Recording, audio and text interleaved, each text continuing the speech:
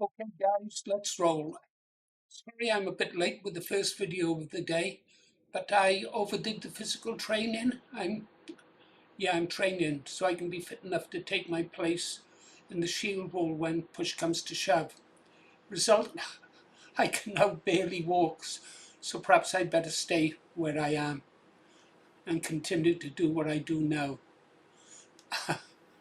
Then again, sir, that's not my style. It's no good talking a good game. You have to be prepared to play a good game. So the subject today, guys, is why are the left so violent? Well, let's take a look at a video clip I showed you the other day. Um, the content of this video is going to be the information I wish to put into that original video, but sadly forgot to press the record button. So bear with me and we'll get there. Here we go. That's John Tyndall, former leader of the National Front. I met him twice. Charismatic man. He came down to Wales when I was leader, organiser for the National Front there in Newport. That was the time I told you that we were trying to put the NF into Newport Fans, the football team, but they were more interested in football than saving our country. Oh, we were a piss poor branch. I mean, we were penniless. We even had to print leaflets on old John Bull printing sets, letter by letter, because sometimes we couldn't afford the leaflets from head office in Parsons Road, Croydon. That's where the NF used to be located. I don't know where they are now. I've been there. Yeah, they had nice guys man in it. Security was tight. Anyhow, let's get on with the clip. Marching through the area to appeal to the white people.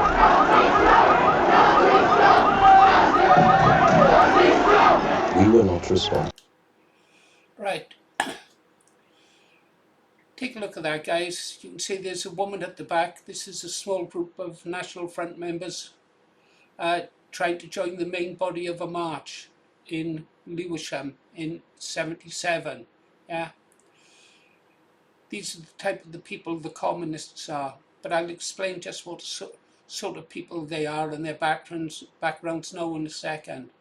But this is what it was like in 1977, and this is probably what it's going to be like in 2026. So if you're not up for some of that, think about staying at home, because you're going to need courage, like the people in that video. Let's carry on with it, shall we? For the violence. The march itself was inherently violent and intimidatory.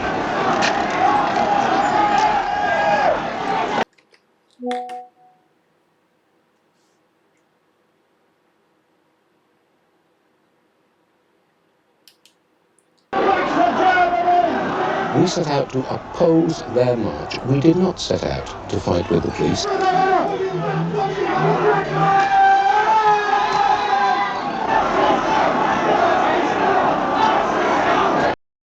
I told you that was the any injuries to the police were caused by the communists. It's also interesting, it was round about this time that PC Blakelock was hacked to death with a machete. Mr. Tyndall, the darling of Hitler. Mr.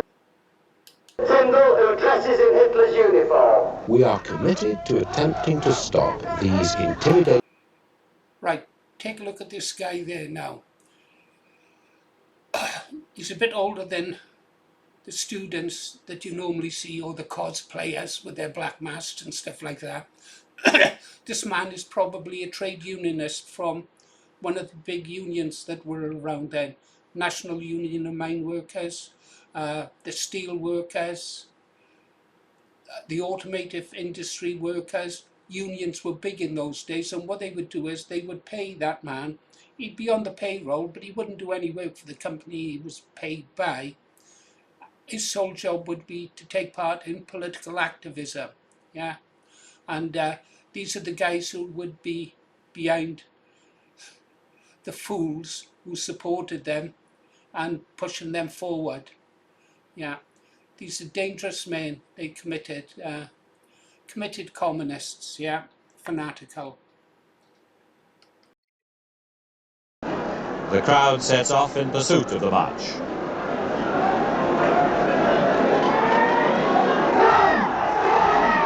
As they round the corner, the sticks and stones are coming in, chiefly from the back of the crowd.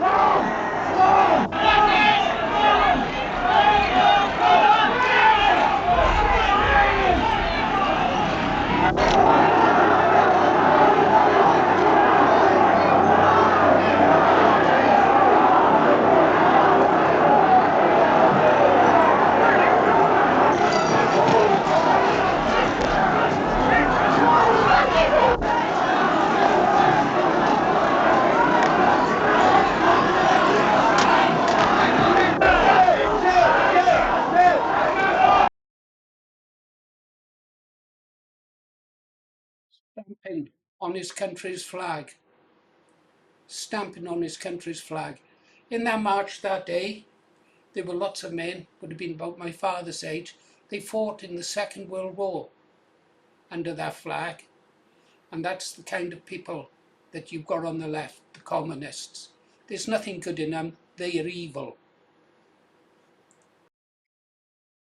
Now, enough of that, guys. Let's go have a look somewhere else. Yeah? Let's go look at this. This is from 2009. Yeah? 23, 30 odd years later, and we're still fighting them. Tony Ward, BNP. I'm going to read this article to you. In this article in the Times, professional black and leader of the UAF, Wayman Bennett. I used to like looking at him. He was always a big black guy who was always dribbling and frothing at the mouth.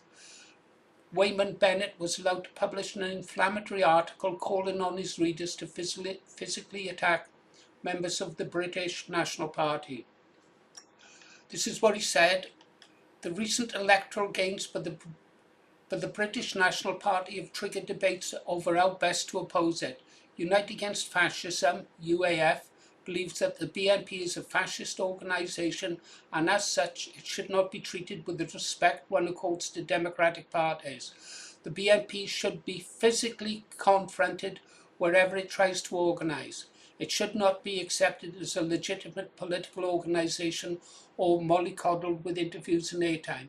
It should be driven out of our political life.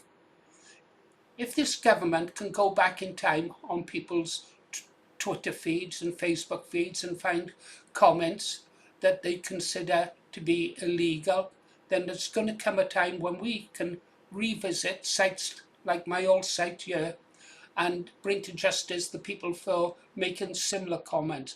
If you live by the sword, you must be prepared to die by the sword. But this is what the result is of what happened to Tony Ward, BNP. I can't remember if I met him or knew him. Anyhow, why this man has not been arrested and charged with incitement to cause violence is beyond me. Well, not really, because Bennett is on the same side as those who should enforce the law. He, despite any protestations to the contrary, is part of the establishment. Right. As you might recall, in a previous article, I provided you with evidence that Searchlight and the UAF were working together to target British National Party meetings and members. And as a result of information passed by Searchlight, that's Jerry Gable. Jerry Gable said a fanatical Jewish communist, passed by Searchlight to the UAF thugs. British National Party activist Tony Ward was ambushed and beaten by claw hammers and baseball bats. Round about that time, they released the BNP members list. And that wasn't a lot of fun for BNP members. Phones were ringing all the time. Not long afterwards, actually, the UAF members list, mailing list, was revealed, and guess who was on it? David Cameron and a host of other politicians. They were all in bed with the UAF. Numerous MEPs. I had the list somewhere. I should have kept it. Right, Tony Dolan, the voice tape. Oh yeah, this is the Tony Dolan. This is a communist speaking UAF, the forerunners to uh, Antifa. Before that, they were ANL, Anti-Nazi League. What we need to do is take them on the streets as a community. There are places I know in Gateshead where the BNP regularly meet, and I think it would be fantastic if we, an infinite number of people, turn up at their pub where they meet every so often. They would stop meeting there, the pub would stop letting them carry on. That's what we need to do. We need to make it so that every person here tonight leaves their contact details so we can actually network, garble, we can get in touch with people and we can get them out and make sure they're unable to have and that they are unable to have their views poisoned in our community.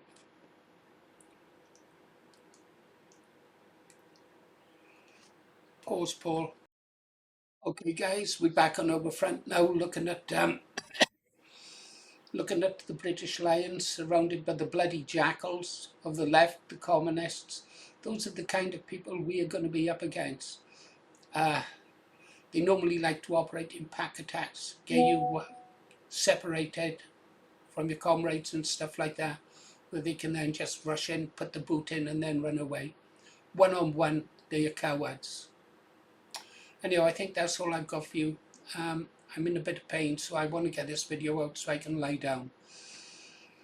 See you on the next one. You've been listening to The Green Arrow.